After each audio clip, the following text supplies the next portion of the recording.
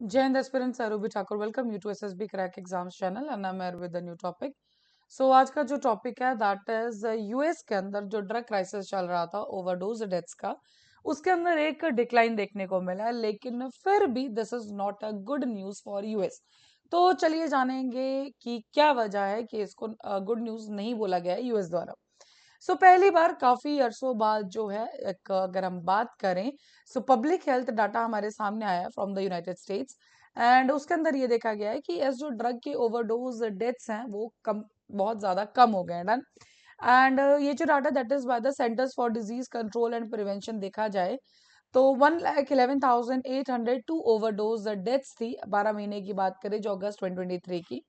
And अगर अभी 10 महीने के स्पैन में उसके बाद की बात की जाए तो वो 93,087 तक जून 2024 है, मतलब 16.4% से हमें डिक्रीज देखने को मिला है डेथ्स के अंदर। सो ये जो पॉसिबल हुआ है दैट इज व्हाट, अगर आपको एक ड्रग का नाम याद होगा तो ये फेंटानाइल, आपने बहुत ज्यादा न्यूज में सुना होगा। डन।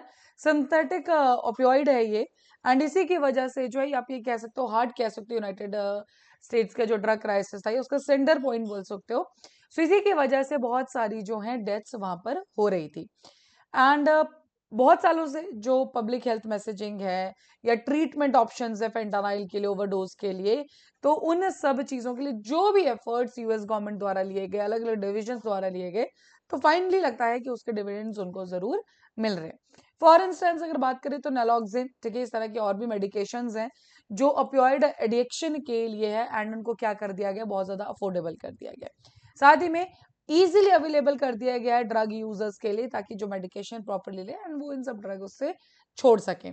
साथ ही में प्रोग्राम्स जिसके अंदर स्टेराइल सिरिंज एक्सचेंजेस लगा है, देन फेंटानिल टेस्ट स्ट्रिप्स, इन सब चीजों से भी क्या है, बहुत सारी जान जो है बचाई गई है इन द यूएस।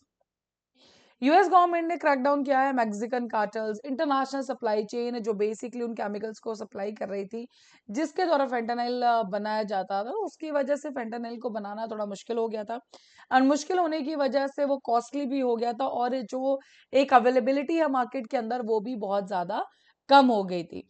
तो ये सब रीजंस है, इस चेन को फॉलो करते हुए यस नो डाउट फेंटानिल के जो ओवरडोज डेथ्स है वो काफी कम हुई। लेकिन यही दूसरी तरफ एक और पहलू है जो है बैड वाला जो साइड है, दैट इज व्हाट, कि प्रोग्रेस तो देखी गई है कि डेथ्स नहीं हो रही हैं अब, लेकिन अनइवन प्रोग्रेस है। इसका मतलब क्या है कि जो रेशियल और एथनिक ग्रुप्स हैं इस जोग्राफिक रीजन्स के, काफी सालों से कुछ ऐसी कम्युनिटीज हैं जो हिस्टोरिकली मार्जिनलाइज रही हैं, उनके अंदर हमें इस तरह का कोई भी चेंज अभी तक देखने को नहीं मिला है। और ये जो स्टेटमेंट दी गई है that is by the doctor Alison Aravalli, जो कि डायरेक्टर है of US governments national centre for injury prevention and control के, कि yes, जो मार्जिनलाइज्ड ग्रुप है उनमें हमें इस तरह का कोई चेंज या डिक्लाइन देखने को नहीं मिला है। फेंटानाइल के ऊपर जो क्रैकडाउन है उसकी वजह से और ड्रग्स के अंदर हमें जरूर राइज देखने को मिला है। फेंटानाइल के साथ उनको मिक्स किया जा रहा है और देन आगे बेचा जा रहा है। स्ट्रीट फेंटानाइल की अगर बात करें, अगर एक एग्जांपल है तो जो इंक्रीजिंगली है उसको मिक्स किया जाता है विद द जाइलेजिन, जो कि एक टॉक्सिक एनिमल ट्रैंकुलाइजर है ना, जिसकी वजह से अगर उसके इफेक्ट्स की बात करें तो स्किन लेजन्स जैसे कि, और इवन अगर एक्सेसिव तक उसमें पहुंच जाए तो लिम्ब एम्पुटेशंस तक भी जो कंडीशन है एक ड्रग जो ले रहा होगा यूजर उसकी जा सकती है।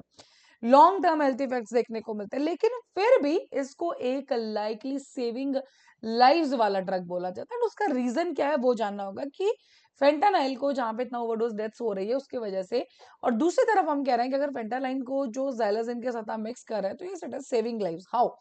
दिस इज बिकॉज जो जाइलाजिन है वो जो भी इंसान इसको कंज्यूम करेगा वो उसको सेडेट कर देता है फॉर काफी घंटों के लिए।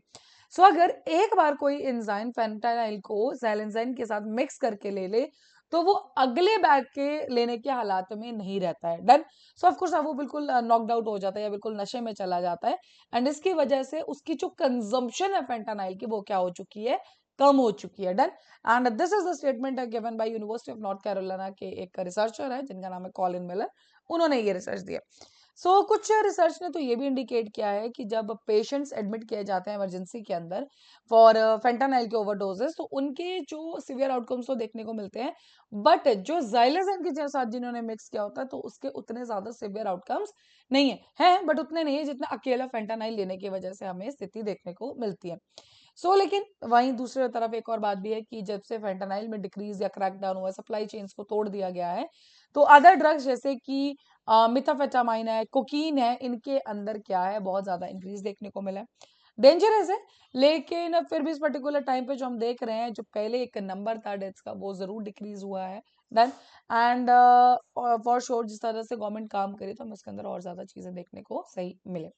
सो that's all for this particular update. अभी आपकी स्क्रीन पे कुछ कोर्सेज फॉर एसएसबी इंटरव्यू, हर महीने बैचेस बैठ तब ज्वाइन कर सकते हैं। साथ ही we are having the courses for every serious AFCAT, you can enrol, और जब भी आप एनरोल करें उस टाइम पर discount code that is the warrior 10 आप लगाना ना भूलें। जैसे आप इस कोड को यूज करेंगे, you'll be getting the 10% off on that particular course. So that's all for the day. Thank you so much for watching this video lecture. जय हिंद, जय भारत। अगर आप एक डिफेंस एस्पिरेंट हैं और SSB interview, NDA, CDS, AFCAT जैसे exams के लिए प्रिपेयर कर रहे हैं, तो आप एसएसबी क्रैक एग्जाम्स के कोर्स को चेक करना ना भूलें। आप हमारी लर्निंग एप्लीकेशन को गूगल प्ले स्टोर से भी डाउनलोड कर सकते हैं।